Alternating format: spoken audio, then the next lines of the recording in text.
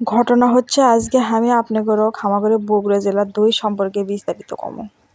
হামাগরে বগুড়া শহরও হয় কিন্তু দইয়ের জন্য বিখ্যাত। আপনারা হয়তো অনেক জেলার দই খাবেন কিন্তু হামাগরে বগুড়া জেলার লাগান দই কোনটিও পাবেন না। যারা খাননি তারা এই বগুড়া জেলার দই একবার খাইয়ে দেখেন, এর টেস্টই আলাদা। তাই আমি বেটিসুল মানুষে আনার চেষ্টা করনো আনা দই বানানোর। আমরা কোনো আত্মীয় স্বজনের বাড়িতে গেলে সগলি কিন্তু হামাগরে দই নিয়ে যাবার কয়। যারা অন্য জেলার থাকেন হয়তো ভাবছেন যে বগুড়া জেলা তো অনেক দূর, আমরা কেমনে নেব এই বগুড়ার দই। তা করছি আপনারা অনলাইনে অর্ডার করলে কিন্তু বগুড়ার দই পেয়ে যাবেন। আমাদের বগুড়া শহরটা যে খালি দইয়ের জন্য বিখ্যাত তা কিন্তু লয়। তো ঢাকার পরে বগুড়া জেলা কিসের জন্য দ্বিতীয় রাজধানী কয় মানুষ? কারণ ঢাকার সাথে জায়গার মিল রাখে আমাদের বগুড়া জেলার কিন্তু অনেকগুলো জায়গার নাম আছে। যাই হোক, মেলা পেশাল পান্ন আমার দই বানানো এই যে রেডি হচ্ছে।